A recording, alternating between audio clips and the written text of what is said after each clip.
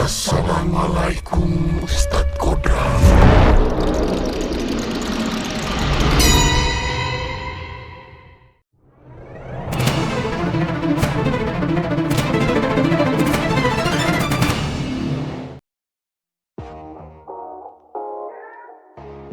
Assalamualaikum warahmatullahi wabarakatuh. Halo Sobat Movie, selamat datang kembali di channel Rian Barlian. Nah, kali ini kita akan review film Kodrat.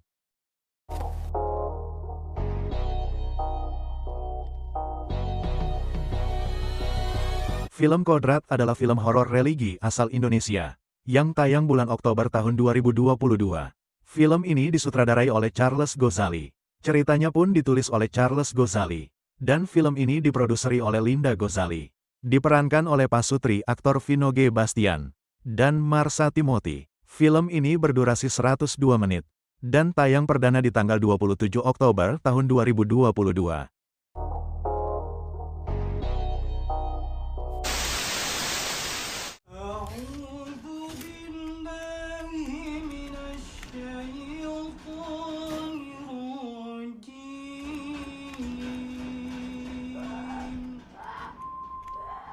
Secara garis besar film Kodrat mengisahkan tentang sosok ustadz bernama Kodrat, yang memiliki karomah bisa meruqyah banyak orang.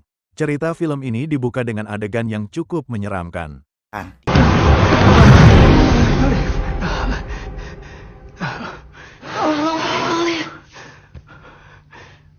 Di mana anak Ustadz Kodrat, yaitu Alif Fatonah, sedang kerasukan iblis jahat bernama Aswala. Kodrat berusaha mengusir jin itu dari tubuh Alif. Namun dengan licik, Aswala malah mematahkan leher bocah tak berdosa itu sebelum akhirnya Alif meninggal. Rupanya Aswala melakukan itu demi meruntuhkan iman Ustadz Kodrat, yang dianggap sebagai musuh bebuyutannya. Pasca kematian Alif, Ustadz Kodrat justru berakhir dimasukkan ke sel tahanan. Masih belum jelas apa dakwaan yang membuatnya harus dipenjara. Kemungkinan besar, sang Ustadz dituduh melakukan pembunuhan terhadap anaknya sendiri. Dan benar saja, iman Kodrat pun goyah dan hilang arah. Selama di sel penjara, Kodrat tidak mau melaksanakan sholat 5 waktu. Dia marah karena Allah telah merampas istri dan juga anak tersayangnya. Kemudian tiba-tiba seorang penjaga memasuki sel lalu menyeret tubuh Kodrat ke sebuah ruangan. Ternyata penjaga itu telah dirasuki iblis Aswala. Ternyata Aswala belum puas. Dia mau Kodrat mati. Kodrat pun berujung digantung.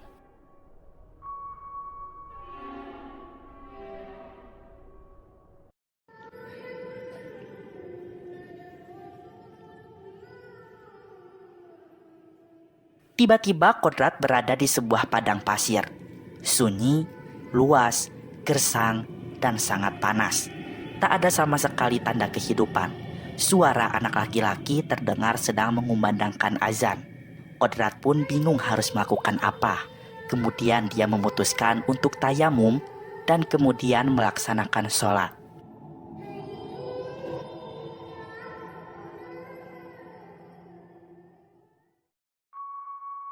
Setelah menyelesaikan sholatnya, Kodrat tiba-tiba bangun dari kematiannya.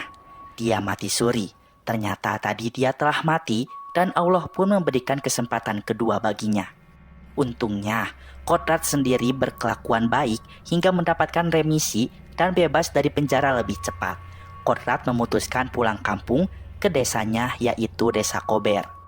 Sesampainya, dia melihat keadaan desa sangat memprihatinkan. Mulai dari tanaman jagung yang layu, sehingga petani gagal panen. Air kumuh dan kotor, juga banyak warga terserang penyakit. Lalu dia mendengar jeritan orang kerasukan di sebuah rumah. Kodrat masih trauma slur dengan praktisi ruqyah, sehingga dia enggan membantu. Lalu Kodrat berpapasan dengan sekumpulan ibu-ibu. Salah satu di antara mereka bernama Yasmin. Mereka ingin melihat keadaan Jihan, anak yang tengah kerasukan di rumah itu. Jihan sudah dikendalikan oleh iblis Aswala. Secara tragis, Jihan membentur-benturkan kepalanya sendiri ke kayu pasungan. Hingga akhirnya dia tewas. Udah nak, udah. Ini ibu nak, ini ibu. Anak ibu. Ya, udah kak. Udah. Jihan.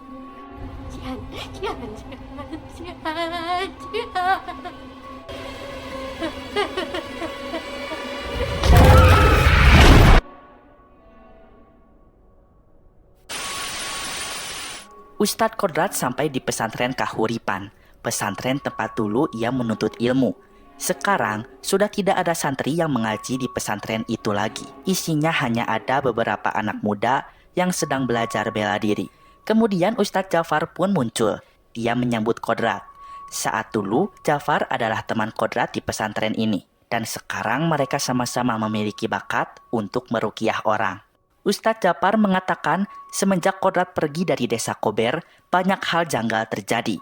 Salah satunya guru mereka yaitu Kiai Rohman jatuh sakit. Beliau hanya terbaring lemah di atas kasur.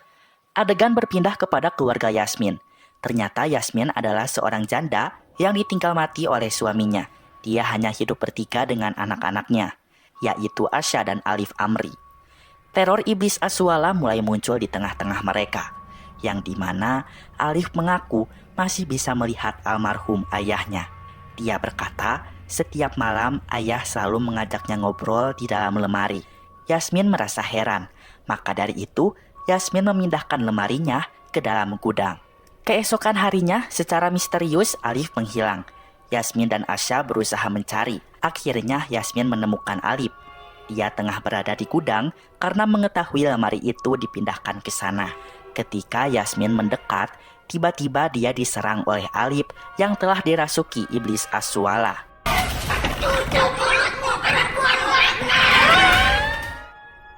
Alif tak segan menyerang, bahkan hampir melukai ibunya.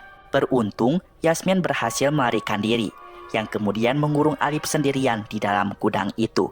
Yasmin segera pergi ke pesantren Kahuripan untuk meminta bantuan Ustadz Jafar. Sesampainya di pesantren, ternyata Ustadz Jafar tidak ada. Karena tidak ada pilihan lain, Yasmin meminta Kodrat untuk meruqyah anaknya. Anak saya kerasukan, tolong ruqyah dia, Ustadz. Empati Ustadz Kodrat mulai muncul kembali. Nama anak Yasmin sama seperti nama anaknya, yaitu Alif. Bedanya ini Alif Amri, sedangkan anaknya Alif Patonah. Oleh karena itu, Ustadz pun bersedia membantu Yasmin. Beruntung tak lama Ustadz Kodrat pun datang.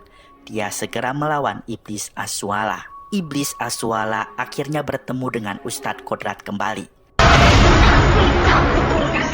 Kau sebut asma Allah, tapi kau tak beriman kepada. Namun dengan sigap, Ustadz Kodrat menyerang. Terlihat Alif yang sebenarnya pakai kursi roda dengan lincah menyerang Ustadz Kodrat. Namun pada akhirnya, Aswala berhasil dikeluarkan dari tubuh Alif. Setelah itu Ustadz Kodrat pamit untuk pulang. Terima kasih, Ustadz Kodrat. Nama saya Kodrat. Setelah suasana cukup tenang, Yasmin menuju kamar mandi untuk mengambil air wudhu.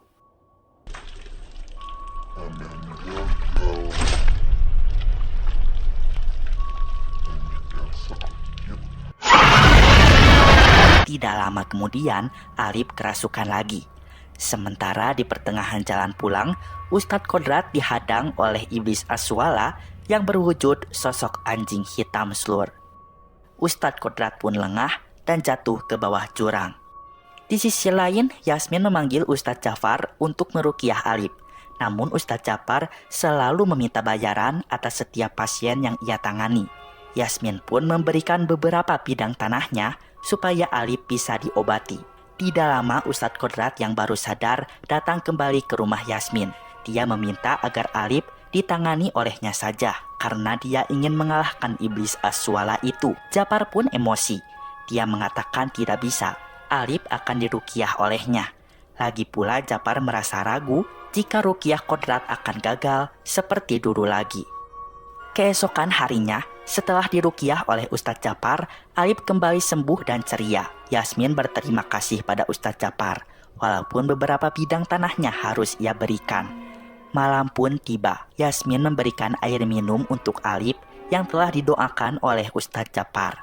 Ini ada air, udah dibacain sama Ustadz Jafar buat kamu minum. Bacain itu jampi-jampi ya? Doa, kan jampi-jampi. Tidak lama, kemudian listrik seketika mati. Yasmin meminta Asya untuk menjaga Alip di sini, sedangkan ia akan pergi ke gudang untuk mengecek panel listrik. Hal tak terduga terjadi. Di dalam gudang, Yasmin bertemu dengan iblis Ashwala, si anjing hitam itu. Kemudian Yasmin pun dirasuki Slur. Asya merasa curiga, mengapa ibunya tidak kunjung datang. Maka dia pun berniat menyusuli ibunya ke gudang. Namun, saat di tengah rumah, Asya mendengar suara ibunya. Yasmin yang tengah dirasuki menyuruh Asya untuk segera pergi ke pesantren dan memanggil Ustadz Jafar. Asya pun menuruti perintah ibunya. Nah, sekarang Alip sendirian di rumah. Yasmin yang dirasuki segera membawa Alip ke gudang lalu menguburnya hidup-hidup. Sementara di pesantren, Ustadz Kodrat mulai curiga kepada Jafar. Dia merasa Jafar melakukan ruqyah semata-mata untuk memperkaya diri dan menguras harta warga desa. Mana Jafar? Ustaz Jafar sibuk. Jadi segera pergi dari sini. Hei!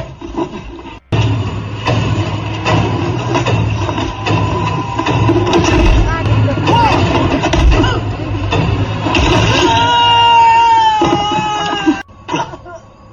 Selagi kalian masih bisa. Terima kasih.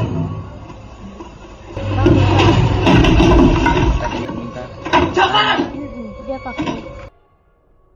Dan terungkaplah, ternyata Ustadz Jafar dalang dari semua ini. Dia telah menyembah sosok iblis Ashwala untuk meneror warga desa, terutama keluarganya Kodrat, supaya tidak ada saingan dalam bisnis ruqyahnya. Ustadz Kodrat pun melawan si Jafar. Terjadilah pertarungan yang cukup sengit.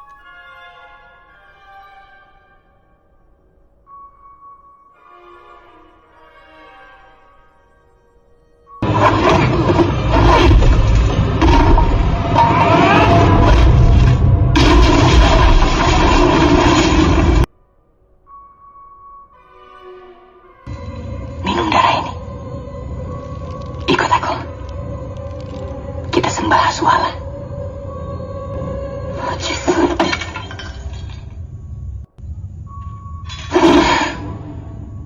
Atau aku paksa kamu menyembah Ashwala. Berarti memang sudah kodratmu untuk mati di tanganku.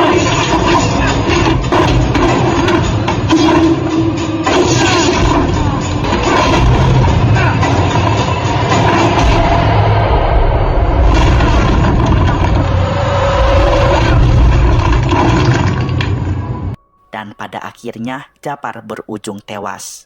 Sesampainya di pesantren, Asya melihat Ustadz Jafar sudah mati. Maka dia meminta bantuan pada Ustadz Kodrat saja. Setelah itu, mereka berdua tidak melihat Yasmin dan Alip ada di rumah. Kodrat pun mendengar keributan di area gudang.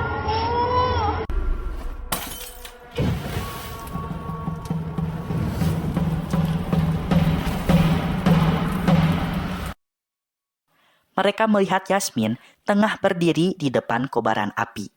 Tetapi mereka tidak melihat Alip di mana. Yasmin yang tengah dirasuki mengucapkan salam pada Ustadz Kodrat. Assalamualaikum Ustadz Kodrat.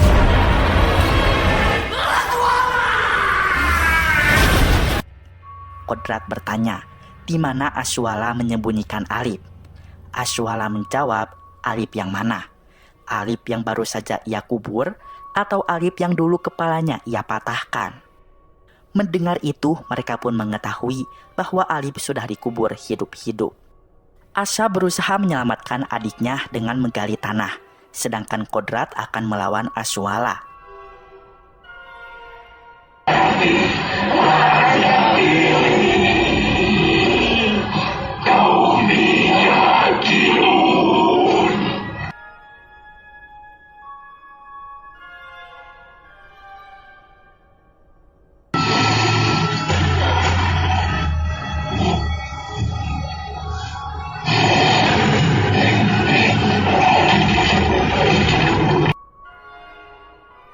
Setelah pertarungan yang sangat sengit, akhirnya Kodrat bisa mengalahkan Ashwala Suri.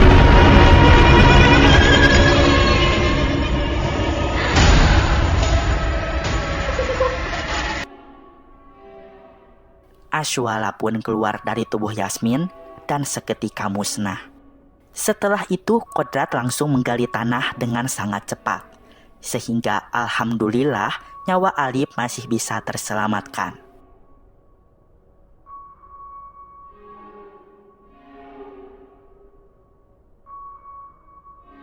6 bulan pun berlalu. Setelah Ashwala lenyap, desa Kober menjadi subur kembali. Para petani sukses panen, air pun banyak, bersih, dan melimpah. Dan masyarakat sejahtera. Selain itu, pesantren Kahuripan pun sudah banyak santrinya lagi. Sehingga ayat suci Al-Quran terdengar di pesantren itu setiap harinya. Alhamdulillah Kiai Rohman sudah sembuh dari penyakitnya dan akan memimpin kembali pesantren Kahuripan.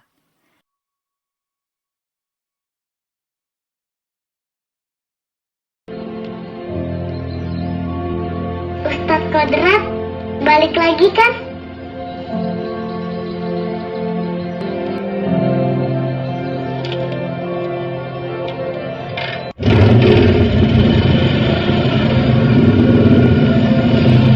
Perjalanan Ustadz Kodrat tidak sampai hanya di sini. Dia akan berusaha mencari misteri istrinya meninggal. Ustadz Kodrat akan kembali.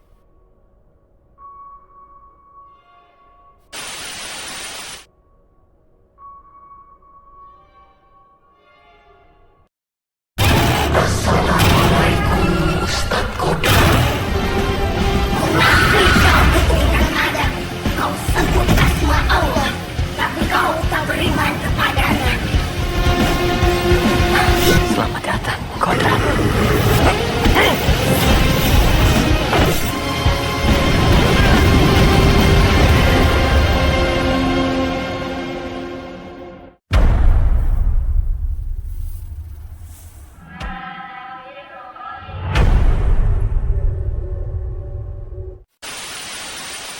Nah, itu dia Slur, review singkat dan cerita garis besar dari film Kodrat. Untuk film Kodrat, Mamang beri nilai 8,8/10. Sepertinya film Kodrat tidak berhenti sampai di sini. Akan ada film-film lain yang akan kita saksikan, tentunya mengisahkan tentang perjalanan Ustadz Kodrat. So, kita tunggu aja ya Slur. Oke lah, Mamang cukupkan saja video kali ini. Terima kasih kepada kalian yang udah nonton sampai akhir. Mamang pamit dulu. Keep enjoy and see you.